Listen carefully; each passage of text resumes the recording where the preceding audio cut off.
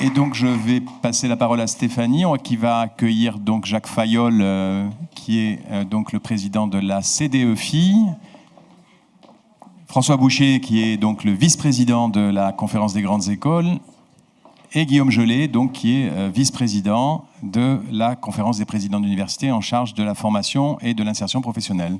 Stéphanie.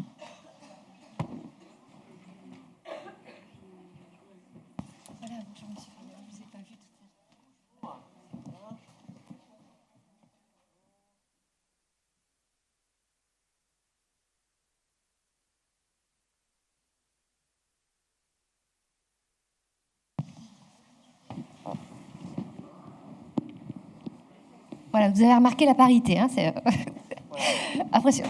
Voilà, donc merci infiniment à tous trois d'être présents pour cette table ronde de clôture de notre conférence. Voilà, effectivement, désolé pour le timing pour nos participants, mais j'espère que les échanges vous apportent assez pour ne pas être engourdis.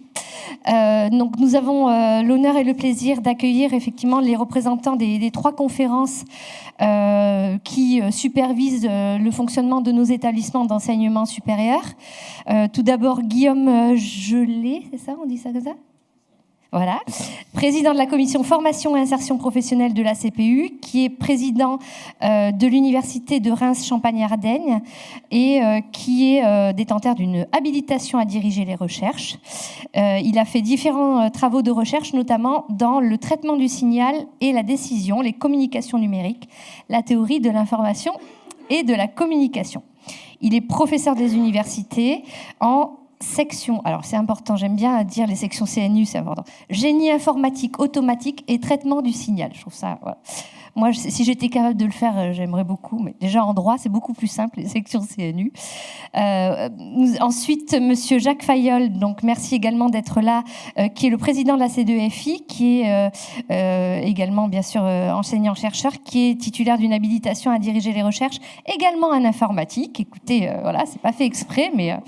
Voilà, vous êtes directeur de Télécom Saint-Étienne et vous avez donc occupé des fonctions au niveau de la CDE-FI à plusieurs reprises. Vous êtes également président du comité national de suivi du label CDE-FI Compétences pour l'entreprise, qui est très important et très intéressant pour nous pendant notre conférence. Et monsieur François Boucher, qui est vice-président de la commission vie étudiante de la Conférence des grandes écoles, et qui est le directeur de l'école polytechnique.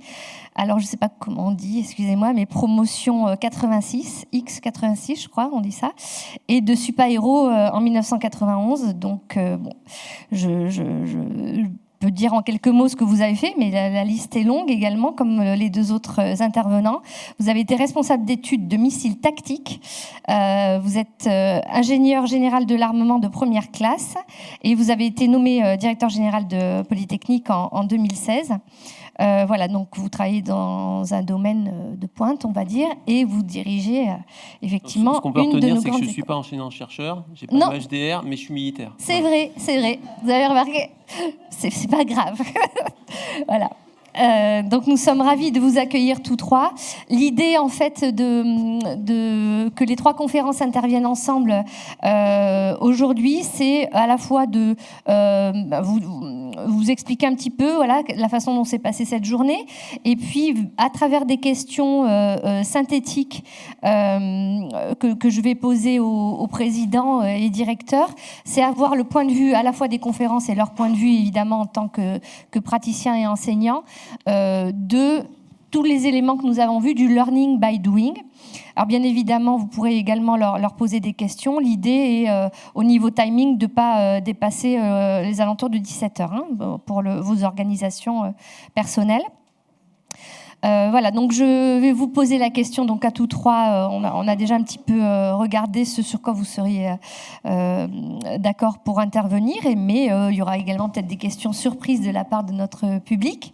Alors des questions qui sont volontairement un petit peu provocatrices hein, à l'égard de nos intervenants. Pourquoi finalement est-ce qu'on n'a pas gardé le mode traditionnel, hein, de face à face entre un enseignant et un étudiant, pensez-vous, dans nos établissements? Pourquoi est-ce que ça a évolué et est-ce que finalement c'est une bonne chose que ça ait évolué? Donc je vais commencer écoutez, par notre intervenant qui est au bout de notre table ronde, notre représentant de la CPU. Je vais vous répondre parce que les temps changent et que les étudiants changent, les enseignants changent également, et que donc on a besoin de faire évoluer tout ça. On va dire qu'à ça s'ajoute aussi le paysage de l'enseignement supérieur, donc notamment, qui, on va dire, rend l'étudiant de plus en plus acteur de son cursus. Alors, on n'est pas encore arrivé au bout de ce que l'on attend, mais on va dire, on s'y dirige. On en a parlé avec les UE libres pour l'engagement étudiant. Donc, ce sujet, il faut le décliner sur les UE libres. Alors, je regarde, c'est quoi? C'est la pub. C'est pour les produits de beauté. C'est très bien. Mais donc, voilà. Donc, les temps changent. Il est normal que les pédagogies s'adaptent.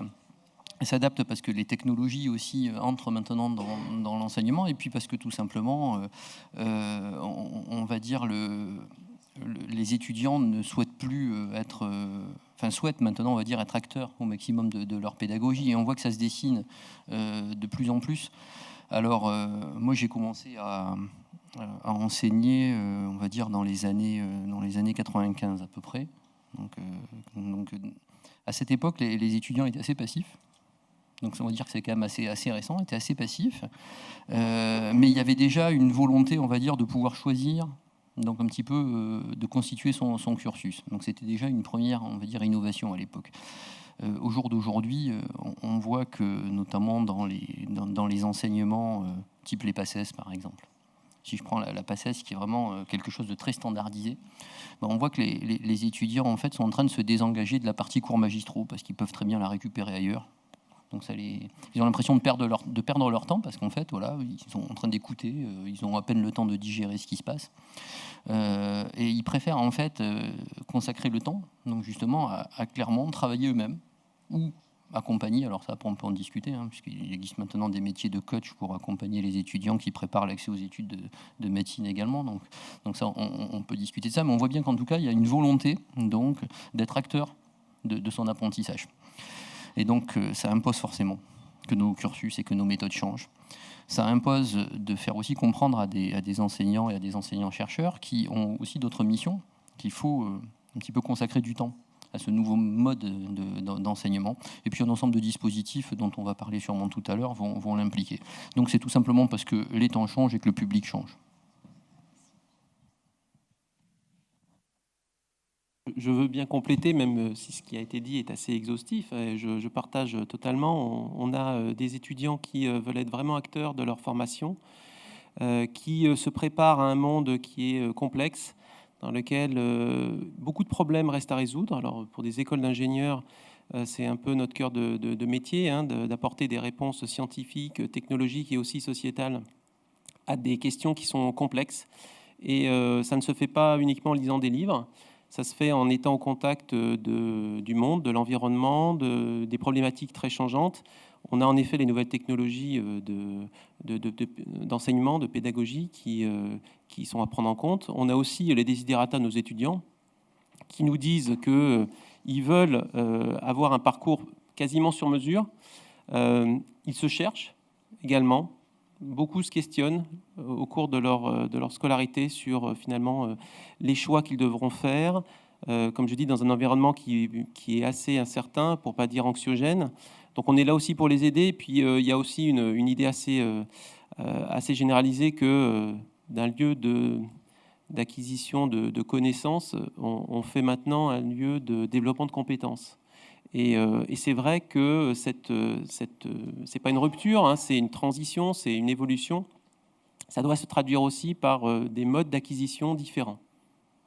Donc tout ça, ça doit se traduire quand même par... alors aussi un terme qui est bien à la mode, bien dans l'air du temps, c'est l'innovation.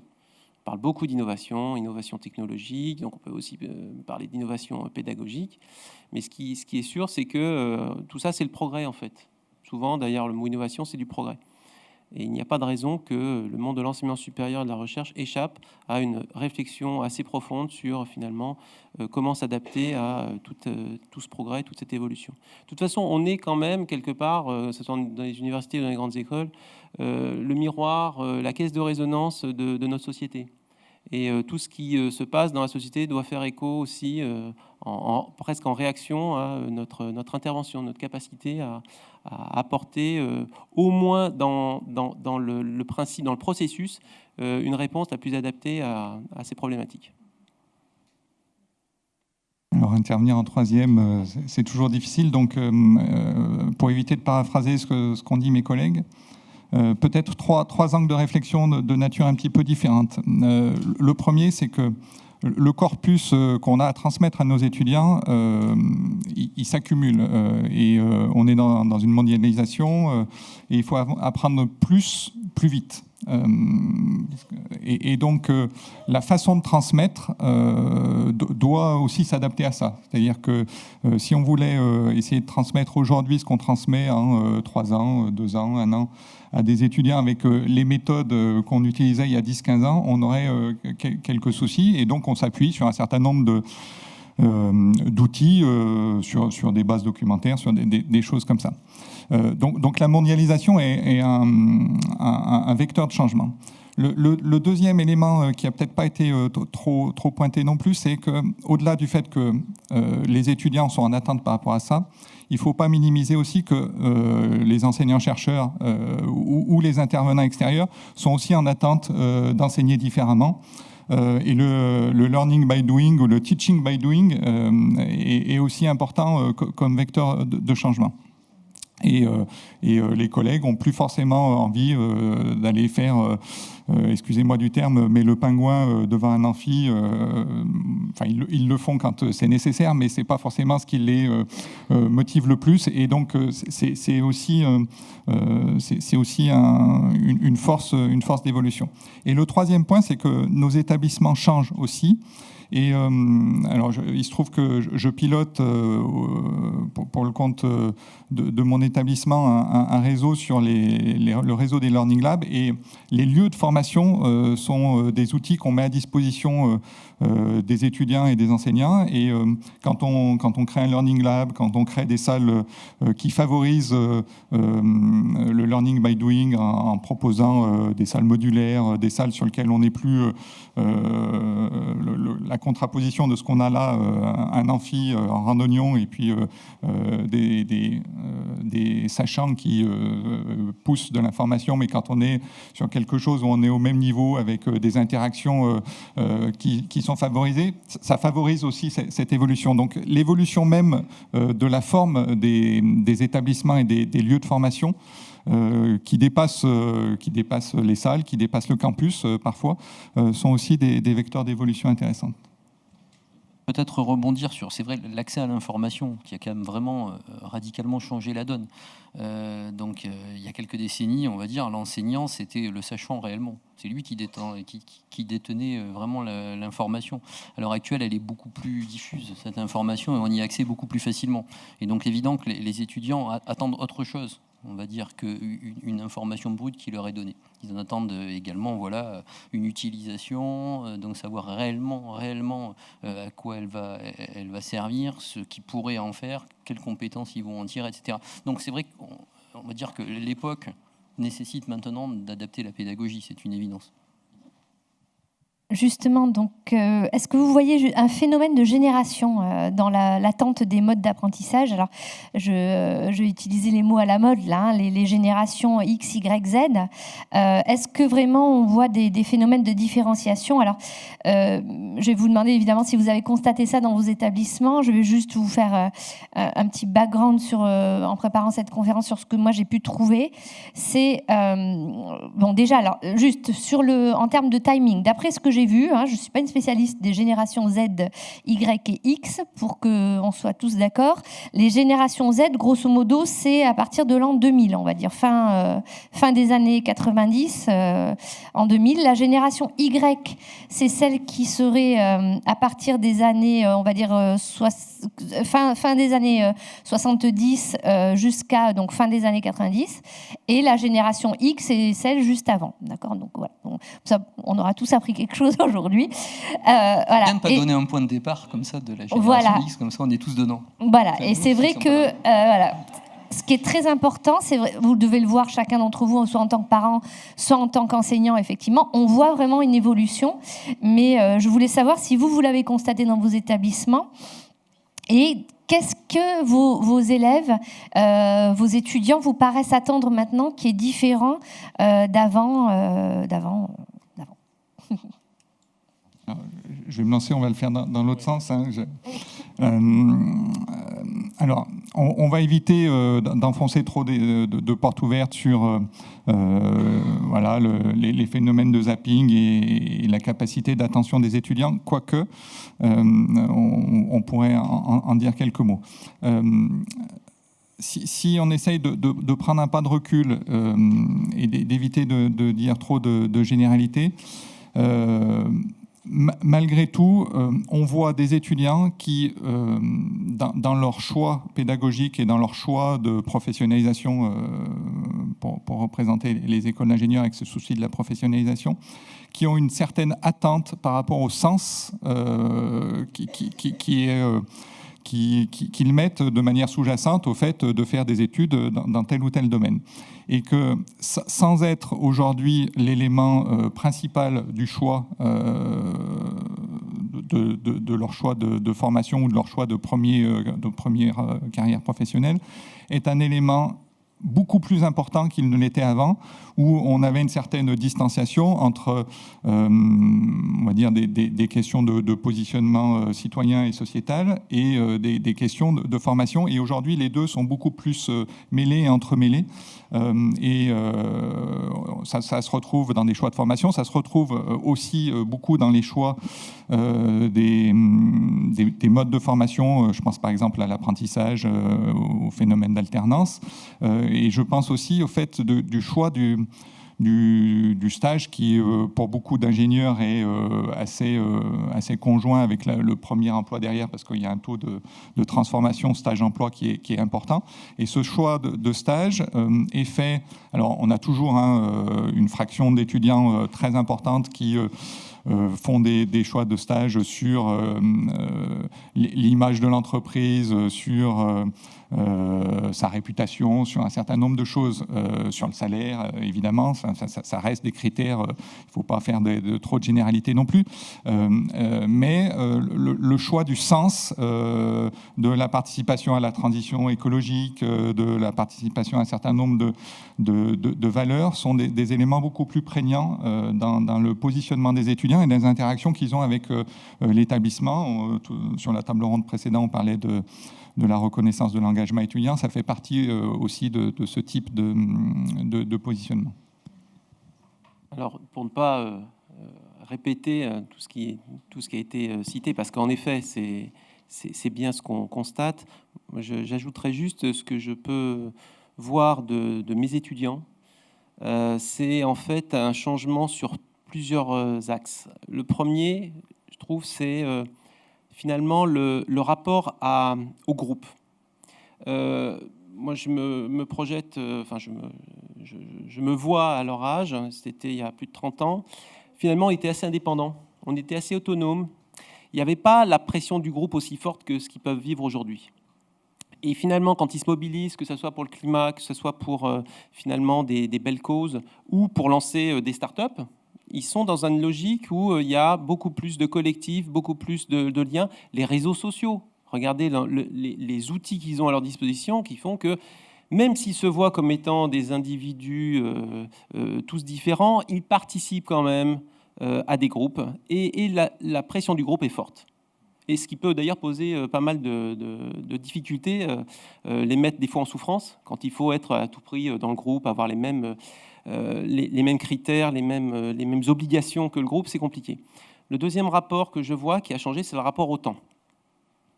On est avec des étudiants qui vont être centenaires, globalement, qui vont peut-être vivre avec une vie professionnelle très, très longue. Regardez la réforme sur les retraites. Aujourd'hui, on nous parle de 62, 65, 70. On ne sait pas jusqu'où ça peut aller. Et derrière, ce rapport au temps, il va se traduire aussi par une relation, un affect avec les premiers temps de formation. Je pense que autant le diplôme nous prédestinait beaucoup, décidait de beaucoup de choses à notre époque, autant pour eux, même pour ceux qui sont issus des institutions les plus prestigieuses, ils savent que ça ne les fera pas durer au-delà d'une décennie au mieux. Et encore, en se mettant dans des situations où ils peuvent valoriser, on rebondit sur tout ce qui a pu être dit tout à l'heure sur l'engagement étudiant, sur les formes de valorisation du parcours étudiant.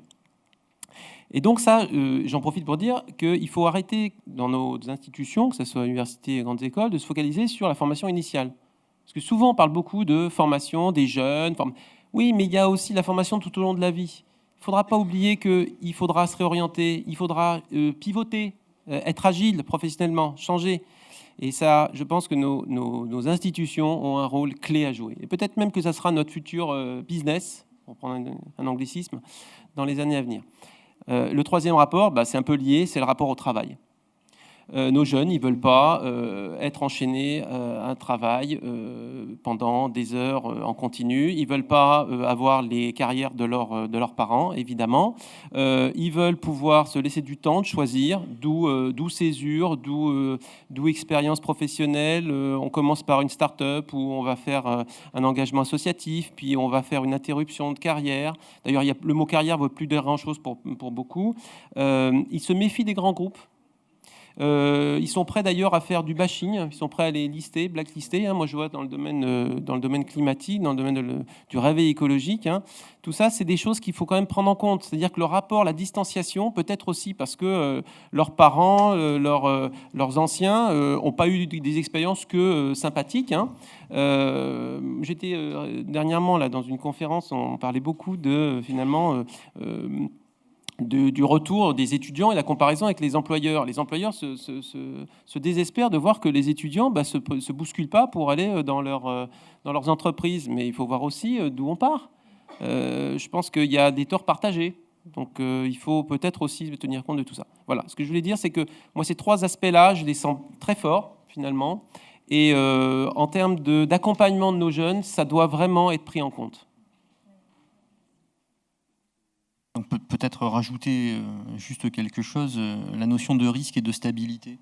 Je pense que c'est ce qui différencie aussi ces générations. Donc moi je suis, on va dire, de la génération X. Donc quand j'étais étudiant, ce que mes collègues recherchaient, étudiants, et ce qu'on recherchait, c'était une certaine stabilité. Donc ce qui nous intéressait, c'était de regarder comment on pouvait décrocher à la fin de nos études un CDI ou passer un concours de la fonction publique, par exemple. Donc il y avait cette notion-là qui était très importante. Quand on discute avec les étudiants maintenant, ça passe vraiment au second plan. Ils ont envie de faire ce qu'ils ont envie de faire. Voilà. Donc c'est pas, ils n'ont pas envie de s'enchaîner avec des questions de stabilité. Donc cette notion de prise de risque est beaucoup plus forte. On en a parlé un petit peu tout à l'heure. Donc ils ont envie de s'engager donc de façon diverse plus tôt. Ils ont envie de pouvoir, pourquoi pas, se lancer dans la création d'entreprises. Et c'est très bien que nos universités, nos établissements les accompagnent. Donc ils ont vraiment envie aussi d'être acteurs de leur vie professionnelle. Et au second plan, on va dire, passe cette question de stabilité. Alors peut-être que c'est parce que leur vie sera plus longue et qu'ils se disent que la stabilité, c'est peut-être pour un peu plus tard. Mais en tout cas, voilà, ils ont envie de se lancer. Et ça change beaucoup de choses pour nous. Donc d'avoir un public comme celui-ci en face, c'est un public beaucoup plus exigeant. Et donc ça interroge vraiment nos façons de l'accompagner. Peut-être juste un petit complément qu'on voit poindre là depuis, que je constate dans mon école, mais en discutant avec les collègues, on partage ça, qui est un phénomène depuis 3-4 ans où on a des étudiants qui sont baignés dans un monde d'information et de communication dont ils ont appris à se méfier sur où se trouve la vérité. Et on était dans une position d'établissement de formation où on poussait de l'information, et cette information était prise argent comptant. Voilà. Et là, on a en face de nous des étudiants qui, en salle, font du fact-checking, parfois à raison d'ailleurs, avec Google, avec les réseaux sociaux, etc. Et ça change aussi la posture de relation qu'on a avec nos étudiants de formation initiale, mais les étudiants de formation continue, qui évoluent aussi dans cette dimension-là. Donc l'accès à l'information, le numérique partout, tout le temps, fait que là, il y a une transformation qui change la nature même des informations qu'on apporte, quelque part. Merci beaucoup. Donc, écoutez, c'est formidable. Je vais me réinscrire à Polytechnique après mes études de droit en réorientation. Je suis contente. Oui. Écoutez, vous avez plein de possibilités. Donc, je vous renvoie pour cette question à une étude que j'ai trouvée de Daniel Kazwanik, enseignant-chercheur de la Basel School of Business. J'ai trouvé une étude qui a été faite par cette personne qui est très intéressante sur les générations dont nous venons de parler. Donc, effectivement, tout ce que vous avez indiqué est fort intéressant, mais nous oblige effectivement à nous adapter. L'objectif de cette question, c'était de vous montrer aussi que ce qu'on a vu aujourd'hui, c'était pas simplement que l'État ou que la société cherche à diversifier parce que nos enfants seraient des petits zappeurs et trop exigeants et qu'on n'arriverait plus à les faire se concentrer, même si on a des statistiques qui disent que l'intelligence serait en baisse, mais j'ai pas vraiment cette impression-là. Moi, je trouve qu'on s'adapte parce qu'on a des personnes qui sont au contraire de plus en plus curieuses et qui savent, comme vous le disiez fort justement, aussi ce qu'elles veulent, mais elles savent aussi ce qu'elles ne veulent pas.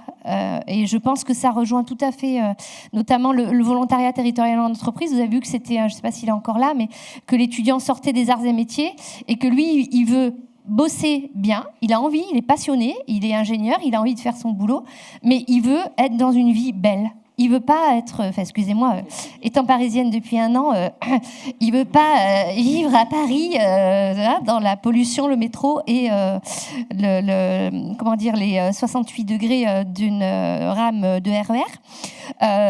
Et effectivement, c'est ce qu'on ressent vraiment. Enfin, moi, j'ai la chance aussi de donner quelques cours et vraiment on le voit. C'est-à-dire moi, les étudiants que j'ai cette année, ils sont hyper attentifs en cours, plus que certaines années avant, et très vérificateurs. Tout à fait, ça c'est vrai. On ne peut pas dire une seule bêtise. Et par contre, ils disent aussi qu'eux, ils feront des choix, qu'ils vont pas se sacrifier pour leur vie professionnelle. Donc on est vraiment dans des enjeux très importants pour notre enseignement supérieur. Je suis complètement d'accord. Après, si je peux me permettre juste une réflexion par rapport à une discussion que j'ai eue récemment avec le Québec. Alors, je ne sais pas si ça va nous arriver, mais je vous explique la discussion que j'avais avec mes collègues, puisqu'on va travailler avec eux aussi sur les stages. Donc, eux, en fait, ils en sont à une phase encore supérieure. Ils sont en train de tout faire pour garder leurs étudiants, car en fait, ils ont 4% de chômage des jeunes. Et ce qui se passe, c'est que les entreprises viennent chercher les étudiants avant la fin des cursus dans les universités québécoises, et les étudiants s'en vont sans même avoir fini maintenant leur diplôme. Ça, c'est une nouvelle problématique. Alors, je ne sais pas si ça va arriver chez nous. Ça voudra dire qu'on a un taux d'emploi très, très fort chez les jeunes. Pourquoi pas? Mais j'avoue que c'est une vraie problématique pour les Québécois à l'heure actuelle. Vous voyez, ça interroge des sujets importants, comme qu'est-ce que la réussite après les études? Oui. Est-ce que c'est d'avoir un diplôme ou est-ce que c'est donc après d'avoir un job intéressant, d'évoluer, etc. On est quand même un petit peu dans une phase de rupture par rapport à des modèles. Si on regarde. Oui. Pour revenir à nos étudiants, je pense que la société a complètement changé pour toutes les générations. Donc on voit la façon d'appréhender, on va dire, un certain nombre de notions, de concepts. On les trouve partout dans la société. Vous prenez une notice de montage d'un meuble maintenant et vous la prenez il y a 20 ans. Ça n'a plus rien à voir, sans parler des outils numériques. Donc voilà. C'est parce qu'on n'est pas de la bonne génération peut-être. mais on voit bien du coup que l'attente par rapport à l'apprentissage est complètement différente. On va passer au sujet donc du stage. Je voulais vous demander au niveau de vos différentes conférences et de vos établissements, bien évidemment, est-ce que vous considérez que le stage est toujours un bon vecteur de mise en face des étudiants avec la vie professionnelle? Est-ce qu'il a toujours sa place, d'après vous, dans le paysage de la professionnalisation? Alors, je veux bien démarrer. Hein. Donc pour la CGE, c'est évident que le stage a beaucoup de vertus. Un intérêt évident, c'est le lien avec le monde de l'entreprise. Donc une préparation, c'est un bon sas en fait pour se préparer. D'ailleurs, c'est un bon levier aussi de pré-recrutement. Ça permet quand même de mettre nos jeunes dans un environnement de responsabilisation, d'ouverture aux autres, d'acquisition évidemment de compétences in situ. Et ça doit être une réussite. Et pour être une réussite, il faut que ce soit bien préparé et bien suivi. C'est-à-dire qu'on ne fait pas un stage comme ce que j'ai pu avoir de mon temps. On faisait des stages ouvriers. Donc on était balancé dans un environnement en disant bon, tu prends ton bleu de travail, tu joues à l'ouvrier pendant quelques semaines, et comme ça te fait ton stage ouvrier. Il n'y avait pas de rapport de stage, il n'y avait pas vraiment d'enseignant référent, il n'y avait pas de tuteur. Et à la sortie, on disait bon, ok, on a eu une expérience. C'est pas ça ce qu'on veut. On veut, c'est pouvoir démontrer que le stage répond à un objectif dans une progression, dans le cadre d'une formation, ou en complément d'une formation. Alors j'ai bien aimé tout à l'heure, on parlait de l'engagement étudiant et le stage, et en fait comment tout ça se complétait. Et je pense que c'est bien ça qu'il faut avoir en tête. Et d'ailleurs, nos étudiants, ils ne souhaitent pas forcément avoir une accumulation de stages, parce que ça fait bien de dire, ben voilà, il faut que dans la formation, il y ait des périodes de mise en situation, et donc on va faire des stages. Donc chaque stage doit répondre à un objectif. Déjà, est-ce qu'on l'a bien compris? Est-ce qu'on est capable de dire à la fin, il y a une checklist, on va cocher des compétences, on va cocher les connaissances acquises pour pouvoir démontrer qu'il n'y a pas non plus de redondance. Ça ne sert à rien d'envoyer un jeune faire un stage de 5 mois si ça peut être traité en moins de temps. Alors après, il y a d'autres problématiques. On reviendra peut-être dessus. C'est la durée du stage versus l'objectif qu'on se fixe. Mais je pense que là, il y a un vrai débat à avoir. Ça, c'est le premier point. Le deuxième, c'est pas d'ailleurs que le stage qui est regardé et qui fait l'objet d'une promotion de la conférence des grandes écoles. Il y a aussi la césure.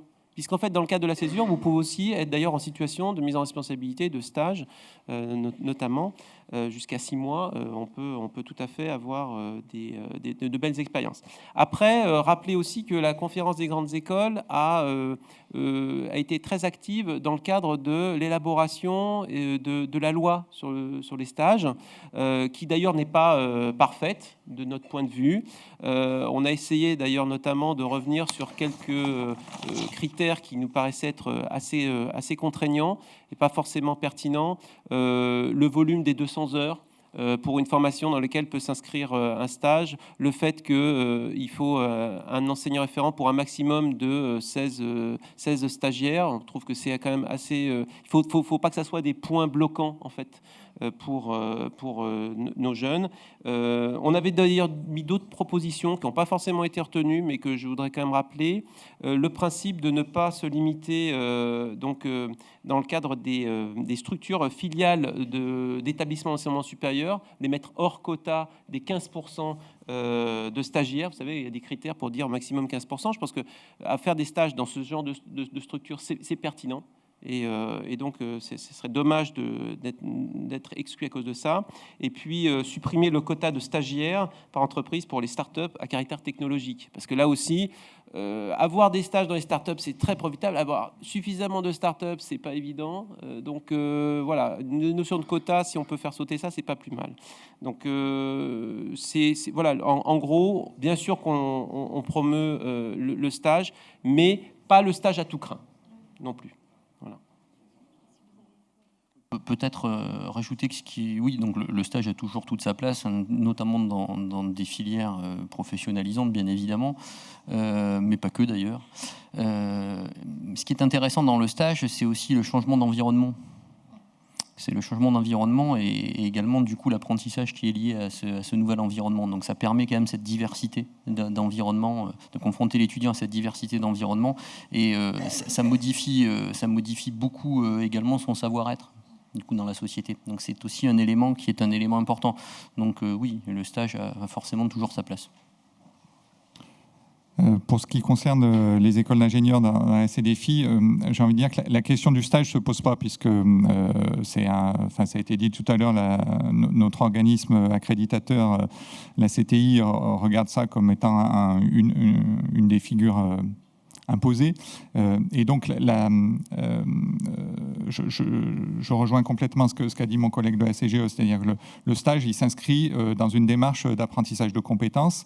Et donc, au-delà d'être accompagné, il doit être évalué aussi par rapport aux compétences qu'on va chercher et la mise en perspective de l'évaluation du stage par rapport aux compétences et comment on les valorise dans les crédits ECTS, etc., est aussi importante que l'acte lui-même. Au-delà de la question du stage, la question qui va nous importer, c'est effectivement de la surface de frottement entre le jeune, l'école et l'entreprise ou le monde socio-économique pour élargir le débat sur les collectivités ou autres objets qui, évidemment, recueillent des jeunes. Cette surface de frottement, elle prend corps, évidemment, au travers notamment des stages de fin d'études qui sont une des pierres angulaires et on voit bien effectivement la maturité qu'ont nos jeunes avant et après le stage est de nature assez différente et le fait de les plonger dans un environnement différent avec des modes de management différents, etc., contribue à ça. C'est un des éléments, mais ça se traduit aussi de plus en plus dans des activités pédagogiques qui ont lieu dans les murs de l'école avec des intervenants professionnels où on fait des gestions de projets pilotées par des industriels.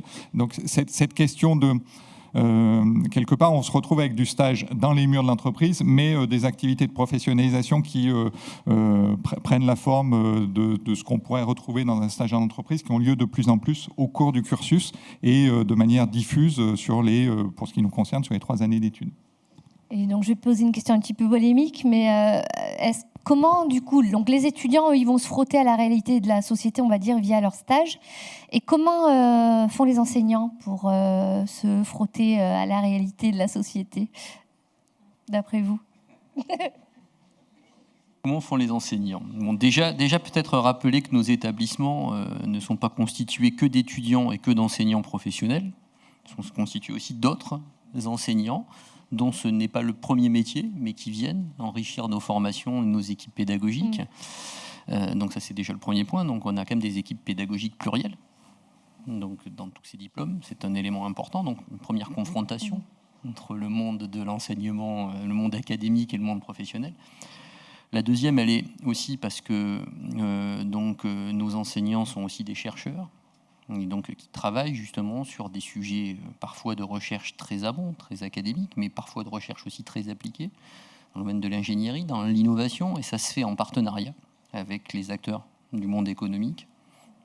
Donc ça permet d'ailleurs cette synergie entre la formation et la recherche qui enrichit la formation et qui fait que nous avons en France des formations de pointe dans des domaines qui sont en train d'exploser, comme l'intelligence artificielle par exemple, pour ne citer qu'elle. Donc ça c'est lié aussi à cette capacité qu'ont nos enseignants-chercheurs, donc nos chercheurs, de travailler sur des sujets très appliqués.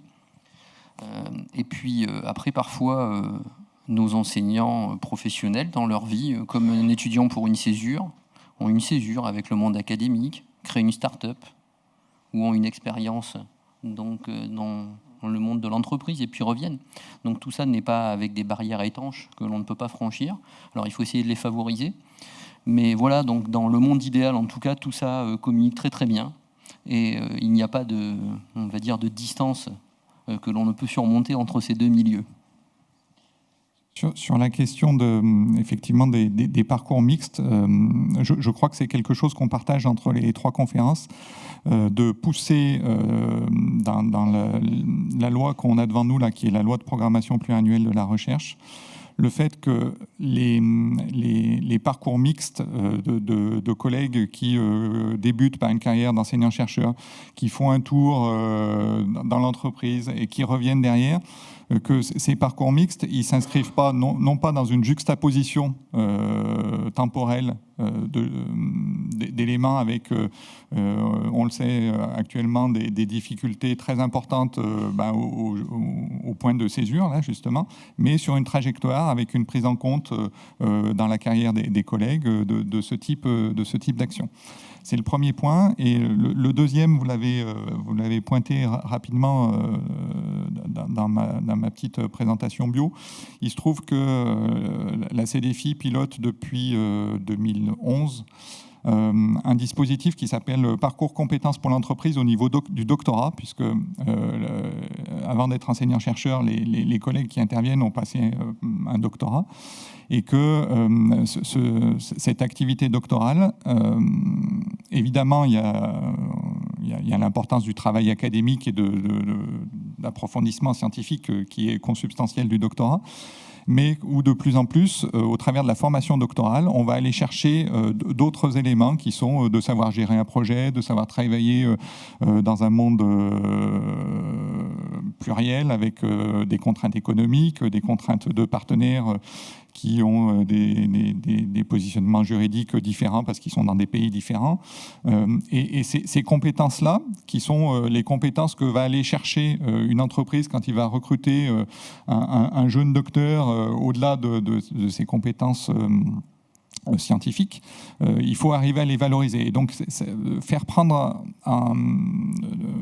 conscience tout bêtement aux docteurs qu'au-delà du fait d'avoir travaillé sur la 25e décimale de pi, ils ont acquis au travers de leur travail de doctorat, 25e, ça fait longtemps qu'on l'a dépassé, hein, mais c'était une image, qu'ils ont acquis des compétences qui sont d'autres natures et d'autres dimensions, qui sont des compétences qui sont typiquement celles qu'on acquiert dans la relation entreprise, sont des éléments importants, et le doctorat est le début de la carrière de l'enseignant-chercheur. Peut-être juste pour compléter, en fait, on se réduit au volet formation. N'oublions pas que dans nos établissements, on a bien sûr une dimension recherche qui est forte. Je prends l'exemple que je connais un peu, l'école polytechnique. Nous, on communique même sur 3 piliers. On dit formation, recherche et entrepreneuriat et innovation. Et là, vous voyez qu'en fait, notre corps professoral, le corps d'enseignants-recherche, il est très impliqué, très investi dans au moins 2, pour pas dire les 3 piliers de ce développement-là. Et la recherche, je suis tout à fait d'accord sur le fait que nos enseignants-chercheurs, pour être de bons chercheurs, il faut bien sûr être au contact des problématiques. On ne peut pas prétendre résoudre une complexité, un problème scientifique qui se pose et qui intéresse nos entreprises sans être justement parfaitement au courant de cette caractérisation et comment on peut apporter tout ou partie de la solution. Rappelez aussi qu'on a de bons vecteurs que sont les chaires. Les chaires d'enseignement et de recherche. À l'IX, on en a quand même une 30aine. On en est très content et on continue à les développer parce que, outre le fait que c'est un soutien financier non négligeable, c'est surtout un lien très fort avec des problématiques d'actualité. Et nos jeunes, ils interviennent sur des projets, ça peut être des projets scientifiques collectifs, ça peut être des travaux en laboratoire, ça peut être dans l'entreprise, ça peut être dans le cadre de leur formation sur des thématiques qui intéressent les entreprises. N'oublions pas que on ne va pas non plus réduire notre corps professoral à uniquement des enseignants de l'institution. On a beaucoup d'intervenants qui viennent du monde de l'entreprise. Tout ça pour dire qu'on a un écosystème qui fonctionne bien, notamment dans les grandes écoles, parce que ce lien fort avec l'entreprise, il est ancien et c'est une de nos plus grandes forces. En fait, c'est un atout qui d'ailleurs justifie la forte employabilité également de nos étudiants. C'est pas parce qu'ils sont excellents académiquement, c'est parce qu'au contact régulier de problématiques qui concernent les entreprises, ils sont connus et ils sont pertinents pour aller dans ces entreprises. Alors juste, ma question était volontairement polémique, mais il est évident que les cursus ont évolué grâce aux enseignants qui ont senti ce besoin fondamental de changement des cursus. Mais je vous laisse... C'est une bonne question, mais nous sommes 3 scientifiques, en fait, pour représenter les 3 conférences. Donc peut-être que ce qu'il faudrait quand même dire et préciser, c'est que bien évidemment, en plus, ce mouvement va vers les sciences humaines et sociales également. Donc ce que j'ai dit pour les universités est vrai pour l'ensemble des disciplines. On voit ce mouvement. Alors, il y a une habitude de travail avec le monde de l'entreprise dans les métiers de l'ingénierie, notamment, qui est une évidence de par les thématiques qui sont adressées. Mais on voit bien que c'est en train de s'opérer de plus en plus. On voit d'ailleurs que l'appui des sciences humaines et sociales donc à l'ensemble des disciplines est majeur. Donc pour créer l'innovation à l'heure actuelle, donc notamment, on a d'ailleurs beaucoup de chaires qui sont en train de traiter ce sujet, beaucoup de formations qui sont en train de s'y mettre là-dessus, et donc on est bien sur un phénomène de décloisonnement qui est quand même assez important, je pense, dans nos établissements. Merci beaucoup. J'en profite pour faire une petite envolée européenne. Pour ceux qui me connaissent, je suis extrêmement pro-européenne. Et pour vous dire qu'effectivement, il existe ce qu'on appelle les mobilités internationales de crédit dans vos établissements. Et je vous invite fortement à développer ce type de mobilité, notamment de stage, puisqu'il existe des programmes dédiés au stage où l'intégralité du stage est financée.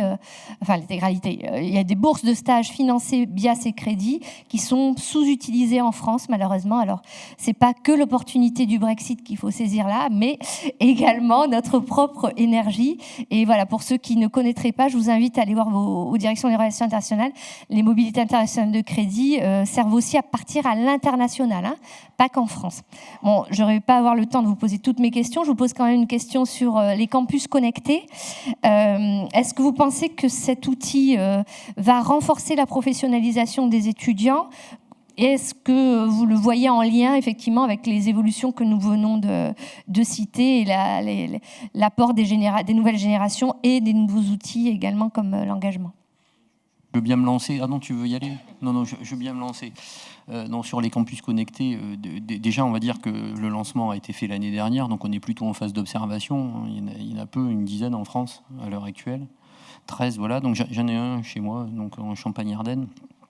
Peu d'étudiants pour le moment. Donc d'ailleurs, en Lorraine, j'en ai parlé récemment avec mes collègues et également peu d'étudiants à Bar-le-Duc, ce qui est normal, puisqu'en fait l'idée du dispositif, c'est justement de s'adresser à un public d'étudiants qui n'est pas le public classique qui vient dans nos filières en formation initiale. Donc je pense qu'il faut regarder un petit peu comment ça se passe. Moi, j'ai plutôt compris ce dispositif comme un premier pas, on va dire, vers les études supérieures, donc plutôt de proximité pour des étudiants qui n'osaient pas le franchir, ce premier pas. Ce qui veut dire que le reste du cursus, à un moment donné, donc, se passera vraisemblablement de façon plus standard. Alors, est-ce que c'est un élément de professionnalisation ? Ça dépendra de la filière, tout simplement, donc, qui va être choisi par l'étudiant, puisque j'ai plus en tête le nombre de filières disponibles sur les campus connectés, mais il y en a un certain nombre. Donc ça dépendra de la filière. Ça dépendra après peut-être aussi du coaching qui sera mis en place. Donc dans le cadre de ce campus, et c'est l'élément important. Donc ça sera très personne dépendante pour le moment. Mais il n'y a aucune raison, on va dire, que tout ce que l'on a dit auparavant donc ne puisse pas s'appliquer sur un campus connecté. Oui, je rejoins complètement le fait que c'est un dispositif très jeune, donc effectivement, on attend de voir un petit peu avant de donner des jugements définitifs. Encore faudrait-il donner des jugements définitifs. Mais quelques éléments de réflexion. D'une part, il a la vertu excusez-moi de l'anglicisme, mais de disrupter un peu le modèle. C'est-à-dire que, effectivement, on ouvre les lieux de formation sur une dimension géographique en permettant de la formation distante, mais accompagnée. Donc, en ce sens, il apporte un angle de vision intéressant. Mais il y a un mais immédiat derrière, c'est il faut aussi évidemment se garder du fantasme du fait de dire on ouvre un campus connecté à un endroit et le numérique va permettre de remplacer beaucoup de choses. Donc la question du coaching et de l'accompagnement, qu'il soit sur place de manière naturelle et où qu'il soit à distance numérique, etc., et donc préconçu à l'avance, est au moins aussi important, et je dirige une école qui s'appelle Télécom Saint-Étienne sur laquelle on fait un tout petit peu de numérique, est au moins aussi important que la question du lieu de formation, là, pour le coup. Et la question des moyens, on est en train de discuter du plan de loi de finances, ça fait partie des sujets là, du mois de novembre. la question qui est derrière, c'est ne croyons pas qu'en créant des campus connectés, on va résoudre l'équation des moyens de l'enseignement supérieur en France. On risque au contraire de l'accroître. Les problématiques sous-jacentes. Et cette équation est déjà largement tendue, comme vous le savez. Alors, je pense aussi que l'expérience Campus Connecté, c'est vrai que sur le papier, c'est super. On se dit, là, on va résoudre au moins partiellement la fracture territoriale qui est quand même au cœur du dispositif. Le projet, il vient du constat qu'il y a très peu d'étudiants, je crois que c'était l'exemple de l'Ardèche qui est donné en disant il y a très très peu qui vont poursuivre leurs études supérieures. Donc, après, c'est très bien aussi de montrer que derrière le discours sur les nouvelles technologies, nouveaux modes d'apprentissage, ben là, c'est un cas très concret. On va avoir un mode d'apprentissage qui va dépasser les cours à distance, au sens, je reçois des polis, et puis j'ai des épreuves, et puis on me les corrige. Et puis donc, il y a quand même une interaction qui sera supérieure. Il faut en effet souhaiter que le coaching, enfin l'accompagnement qui est fait par l'enseignant de proximité se fasse dans de bonnes conditions. Après, la question que je peux avoir, et donc quelque part un peu la réserve, c'est de dire les étudiants qui réussissent, quand vous regardez bien, il y a un environnement qui les a favorisés. Et il y a un collectif. Moi, je vois, quand on est sur nos grandes écoles, souvent c'est après concours, eh bien, regardez d'où viennent les grands bataillons qui réussissent, qui performent dans les plus grandes écoles. Ils viennent d'établissements où il y a eu une dynamique, où il y a eu un rythme, où il y a eu un esprit aussi de cohésion. Et je pense que c'est aussi une des forces de nos grandes écoles, de nos entités, c'est l'esprit de promotion. C'est compliqué quand même de dire j'appartiens à un ensemble en étant à distance. Donc c'est sûr qu'un élève qui a Bar-le-Duc et qui se dit tiens, moi je vais m'inscrire à une formation à Lille, donc je vais suivre tout à distance, eh bien je pense qu'il va avoir quand même du mal à s'identifier à cette espèce de dynamique. Avec quelle promotion il va se raccrocher. Et l'humain, n'oublions pas, on ne peut pas tout résoudre avec des choses à distance, avec des outils numériques. Il nous faut de l'humain. Et c'est peut-être ce qui nous manque le plus. Dernier élément, je pense qu'il y a des formations qui s'y prêtent mieux que d'autres. Au sens, il peut y avoir des modules qui se comprennent bien. Après une formation de 3 ans, enfin, je prends l'exemple d'une licence, 3 ans, quand même, c'est long. 3 ans à distance, je pense qu'il y a le temps d'abandonner, de décrocher. Et c'est ça qu'il faudra éviter. Je vois que c'est un sujet passionnant, donc il y a une journée Campus Connecté le 15 à Avignon, donc le 15 c'est après-demain, donc vous pouvez tous y aller. Non, je pense qu'il ne faut pas non plus se tromper sur l'objectif. Moi, je n'ai pas du tout compris le dispositif de Campus Connecté comme un dispositif qui se substitue aux autres établissements. Par contre, ce que j'ai compris, c'est qu'il était déployé donc, dans des zones géographiques particulières où l'accès aux études supérieures posait question, et notamment auprès d'un public donc de bacheliers qui devraient réussir, mais qui préfèrent, plutôt que accéder à des études supérieures, rester donc sur son territoire et ne rien faire plutôt que de quitter son territoire. Et l'idée, c'est de se dire, sur ces quelques mois, quelques années, est-ce qu'on peut arriver à l'inciter réellement à franchir le pas et à rejoindre après un vrai campus ? Donc on va dire que ces questions de promotion, effectivement, d'effets d'ensemble, de vie, de campus, etc., ils devraient les connaître si l'opération réussit. Parce que l'idée, c'est pas qu'ils restent à se former par des modes d'enseignement à distance, quelle que soit la qualité des enseignants, quelles que soient les technologies déployées, donc sur un site où il y a 8 à 10 étudiants, voire 20 étudiants si ça marche. Je pense que c'est pas du tout l'idée derrière ce campus connecté. Donc ce qu'il faudra regarder, c'est regarder réellement si les objectifs sont atteints, c'est-à-dire à l'issue même de cette première année et puis des prochaines années.